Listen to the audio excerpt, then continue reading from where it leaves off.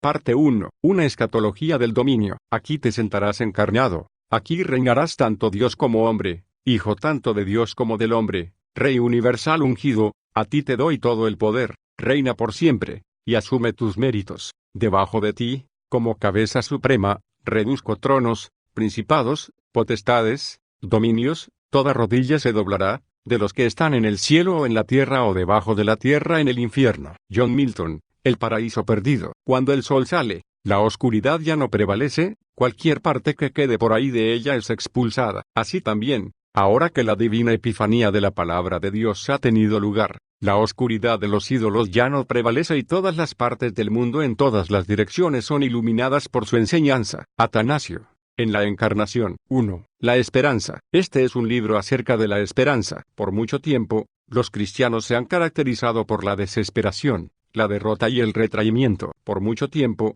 los cristianos han prestado atención a la falsa doctrina que enseña que estamos condenados al fracaso, que los cristianos no pueden ganar, la noción de que, hasta que Jesús regrese, los cristianos constantemente perderán terreno con el enemigo. El futuro de la Iglesia, se nos dijo, es un constante deslizamiento a la apostasía. Algunos de nuestros líderes tristemente nos informaron que estamos viviendo en la era laodicense de la Iglesia, una referencia a la Iglesia tibia de la Odisea, de la que se habla en Apocalipsis 3:14-22. Todo nuevo brote de guerra, todo incremento en las estadísticas del crimen, toda nueva evidencia de la ruptura de la familia, muchas veces era extrañamente visto como progreso, un paso más hacia la meta esperada del colapso total de la civilización, una señal de que Jesús vendría a rescatarnos en cualquier momento. Los proyectos de acción social eran vistos con escepticismo, muchas veces se asumía que cualquiera que intentara mejorar el mundo realmente no creía en la Biblia, porque la Biblia enseñaba que tales esfuerzos estaban destinados a lo fútil. Como lo dijo muy bien un famoso predicador, no pules el cobre en un barco que se hunde. Ese dicho estaba basado en dos suposiciones. En primer lugar, que el mundo no es nada más que un barco hundiéndose, y en segundo lugar, que cualquier programa organizado de reconstrucción cristiana sería nada más que pulir el cobre. El evangelismo era una invitación para unirte al lado de los perdedores. Esto estaba enraizado en dos problemas. Uno era un punto de vista falso de la espiritualidad, la idea no bíblica de que la espiritualidad implica que el verdadero hombre espiritual es la persona que es una especie de ser no físico, quien no se involucra con las cosas terrenales, quien no trabaja ni piensa mucho y quien dedica la mayor parte de su tiempo a meditar acerca de cómo preferiría estar en el cielo. Sin embargo, mientras que esté en la tierra, tiene un deber principal en la vida, ser pisado por amor a Jesús. Desde este punto de vista, el hombre espiritual es un débil, un perdedor, pero por lo menos es un buen perdedor. La enseñanza de la Biblia es muy diferente. Cuando la Biblia usa el término espiritual, generalmente está hablando del Espíritu Santo, por eso uso la E mayúscula. Ser espiritual es ser guiado y motivado por el Espíritu Santo. Esto significa obedecer sus órdenes como están registradas en las Escrituras. El hombre espiritual no es alguien que flota en el aire y escucha voces extrañas. El hombre espiritual es un hombre que hace lo que dice la Biblia, Romanos 8:2.48. Por lo tanto, esto significa que se supone que nos involucremos en la vida. Dios quiere que apliquemos los estándares cristianos por todas partes en todas las áreas. La espiritualidad no significa retraerse y retirarse de la vida, significa dominio. La confesión cristiana básica de fe es que Jesús es Señor. Romanos 10:2.9-10, Señor de todas las cosas en los cielos y en la tierra. Como Señor, ha de ser glorificado en todas las áreas. Romanos 11:36. En términos de la espiritualidad cristiana, en términos de los requerimientos de Dios para la acción cristiana en cada área de la vida, no hay razón para el retraimiento. El segundo obstáculo para la acción cristiana ha sido una escatología de la derrota. Nuestra escatología es la doctrina de las cosas finales, nuestra expectativa del futuro, y no cabe la menor duda de las expectativas recientes de muchos cristianos. Hemos esperado el fracaso. El mundo, como lo notamos anteriormente, era considerado como un barco hundiéndose. Por supuesto,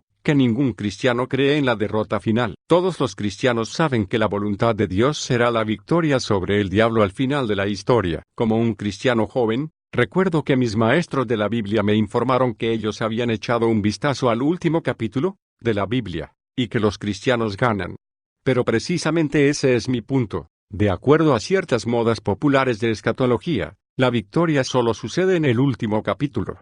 En el tiempo, En la historia en la tierra los cristianos pierden, el mundo cada vez se pone peor y peor, el anticristo está por llegar, el diablo está rigiendo el mundo y volviéndose más y más poderoso cada vez. Tu trabajo para Dios en este mundo no tendrá un efecto duradero, excepto para salvar a unos cuantos individuos del infierno. Pero lo mejor es que lo hagas pronto, antes de que llegue la tribulación, para que puedas escapar a tiempo. Irónicamente, el mensaje involuntario de este evangelio es: el anticristo está llegando. Hay algo terriblemente desequilibrado en esto. Lo que estoy diciendo es lo siguiente: la escatología de la derrota está equivocada. No es más bíblica que su hermana gemela, el punto de vista falso de la espiritualidad. En lugar de un mensaje de derrota, la Biblia nos da esperanza, tanto en este mundo como en el venidero. La Biblia nos da una escatología de dominio, una escatología de victoria. Esto no es un tipo de optimismo ciego de todo se resolverá de alguna manera. Esto es una certeza bíblica sólida y segura de que, antes de la segunda venida de Cristo, el Evangelio será victorioso en el mundo entero. Para muchos esto puede parecerles increíble. Esto va en contra de todo el espíritu de la era moderna. Por años los cristianos han sido enseñados a esperar la derrota. Ciertamente, es una buena idea tener cuidado con las nuevas doctrinas. Todo debe ser cotejado con las Escrituras. Sin embargo, una cosa a considerar es que la idea del dominio no es nueva. De hecho, hasta hace muy poco, la mayoría de los cristianos sostenían una escatología de dominio. La mayoría de los cristianos a lo largo de la historia de la Iglesia consideraban la escatología de la derrota como una doctrina de locos. La esperanza de una conquista mundial para el cristiano ha sido la fe tradicional de la Iglesia por años. Este hecho puede ser fácilmente demostrado una y otra vez. Podemos verlo en las palabras de Atanasio, el gran padre de la Iglesia del siglo IV. Cuyo libro clásico en la encarnación de la palabra de Dios revela su fuerte escatología de dominio. Él resume su tesis así: desde que el Salvador vino a habitar en medio de nosotros, la idolatría no solo ya no se incrementa, sino que se está disminuyendo y gradualmente dejando de existir. De manera similar, la sabiduría de los griegos no solo ya no progresa, sino que la que había está desapareciendo. Y los demonios, lejos de continuar imponiéndose sobre la gente por medio de engaños, oráculos y hechicerías, son ahuyentados por la señal de la cruz si es que siquiera lo intentan. Por otra parte, mientras que la idolatría y todo lo demás que se opone a la fe de Cristo se está debilitando, disminuyendo y cayendo, la enseñanza del Salvador está aumentando por todas partes. Entonces, adoren al Salvador, quien es sobre todas las cosas y poderoso. Aún adoren a Dios la palabra y condenen a los que están siendo derrotados y háganlos desaparecer por él. Cuando el sol sale, la oscuridad ya no prevalece, cualquier parte que quede por ahí de ella es expulsada. Así también, ahora que la divina epifanía de la palabra de Dios ha tenido lugar, la oscuridad de los ídolos ya no prevalece y todas las partes del mundo en todas las direcciones son iluminadas por su enseñanza. No deben suponer que Atanasio era tan solo un optimista de pensamientos positivos, reposando en un ambiente tranquilo y pacífico. Por el contrario, él vivió durante una de las persecuciones más severas que el mundo haya visto, en el mayor intento del emperador Diocleciano de aplastar la fe cristiana. Posteriormente, Atanasio tuvo que permanecer prácticamente solo durante 40 años en su defensa de la doctrina de la Trinidad en contra de la herejía desenfrenada, siendo exiliado por el gobierno en 5 ocasiones y algunas veces con el peligro de perder su vida. Es más, su historia dio lugar a un proverbio: Atanasio contra mundum, Atanasio contra el mundo. No obstante, él nunca perdió de vista el hecho básico de la historia mundial, que el Verbo se había hecho carne, venciendo al diablo, redimiendo a la humanidad e inundando el mundo con la luz que la oscuridad no pudo vencer. La escatología de dominio de la Iglesia moldeó radicalmente la historia de la civilización occidental. Por ejemplo, piensa en las grandes catedrales de Europa y compáralas con los edificios de las iglesias en la actualidad. Aquellas catedrales antiguas, obras magníficas de arte construidas durante décadas y a veces durante generaciones, fueron construidas para que duraran por siglos. Y así ha sucedido. Pero las iglesias modernas evangélicas normalmente son construidas para que duren a lo máximo una generación. No esperamos estar por aquí el tiempo suficiente como para aprovecharlas mucho y ciertamente no esperamos que nuestros bisnietos adoren en ellas. Ni siquiera esperamos tener bisnietos. Se puede decir con confianza que el pensar en descendientes que vivan dentro de 500 años nunca ha siquiera entrado en la mente de la mayoría de los evangélicos de hoy. Sin embargo, Para muchos cristianos de las generaciones previas, la idea de que generaciones futuras se beneficiaran de sus esfuerzos no era extraña en ninguna manera. Ellos construían para generaciones. Veamos un área completamente diferente, la exploración. Ningún historiador entre 100 sabe qué fue lo que motivó a Cristóbal Colón a buscar una ruta occidental a la India. ¿El comercio? Sí, esa era parte de la razón. Sin embargo, aparte de eso fue una profecía no cumplida. Antes de que empezara sus expediciones, Colón llenó sus diarios con citas de Isaías y de otros escritores bíblicos, en los que detallaba varias profecías acerca de que la gran comisión para sus discípulos a todas las naciones del mundo sería exitosa. Ver por ejemplo, Isaías 2:2.25. Se dio cuenta que si los de la India iban a ser convertidos, una ruta marítima sería una forma mucho más eficiente para llevarlos al Evangelio, y él le atribuyó sus descubrimientos no al uso de las matemáticas o de mapas, sino al Espíritu Santo, quien estaba haciendo que sucediera lo que Isaías había predicho. Debemos recordar que América había sido descubierta muchas veces por otras culturas. A pesar de esto, la colonización exitosa y el desarrollo solo se dieron en la era de las exploraciones que inició Colón. ¿Por qué? Porque estos exploradores eran portadores del Evangelio y su meta era conquistar el mundo para el reino de Dios. Llegaron expectantes de que el nuevo mundo fuera cristianizado. Ellos estaban seguros de la victoria y supusieron que cualquier obstáculo que enfrentaran habría sido puesto ahí para el único propósito de ser vencido. Ellos sabían que los cristianos estaban destinados para el dominio. Los ejemplos se pueden multiplicar en cada campo. Todo el surgimiento de la civilización occidental, la ciencia y la tecnología, medicina,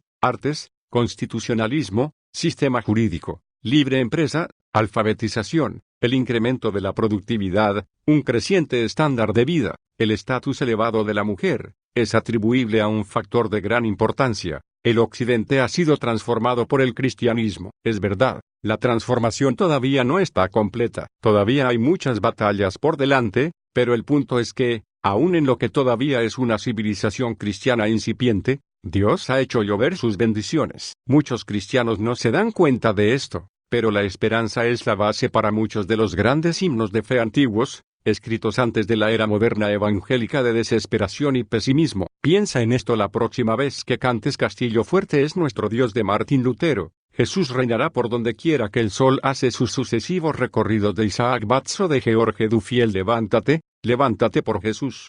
¿En verdad crees que Jesús nos está guiando ahora de victoria en victoria, hasta que todo enemigo sea vencido y Cristo es en realidad Señor? Esto es lo que la Iglesia ha creído históricamente. Esta es la razón por la que lo cantaban en sus himnos. Esto se puede ver más claramente en los villancicos tradicionales, los cuales, como las reflexiones de Atanasio sobre la encarnación, son expectativas francas del triunfo de Cristo sobre el mundo a través del Evangelio. Los villancicos como Ven, tan anhelado Jesús, o Ven, ven, Emmanuel, escucha.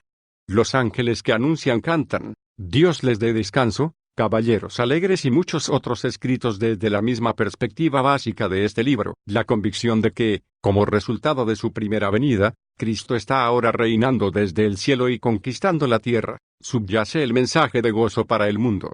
No permitiremos más que los pecados y las penas crezcan, ni que las espinas infesten la tierra. Él viene para hacer que sus bendiciones fluyan tan lejos como la maldición se encuentre. Él gobierna el mundo con verdad y gracia, y hace que las naciones prueben las glorias de su justicia y las maravillas de su amor. Lo mismo es verdad acerca del gran villancico orientado a la victoria vino sobre el claro de la medianoche, porque he aquí, los días se aproximan, como predijeron los profetas, cuando con los años circundantes llega la edad de oro. Cuando la paz sobre toda la tierra arroja sus antiguos esplendores y todo el mundo responde con la canción que ahora cantan los ángeles, los salmos, nuestro libro de himnos de dominio. Existe una conexión muy importante entre la cosmovisión de la Iglesia y los himnos de la Iglesia. Si tu corazón y tu boca están llenos con cantos de victoria, tenderás a tener una escatología de dominio. Si en lugar de eso, tus canciones son de temor, expresando un anhelo por escapar, o si son tonaditas débiles e infantiles,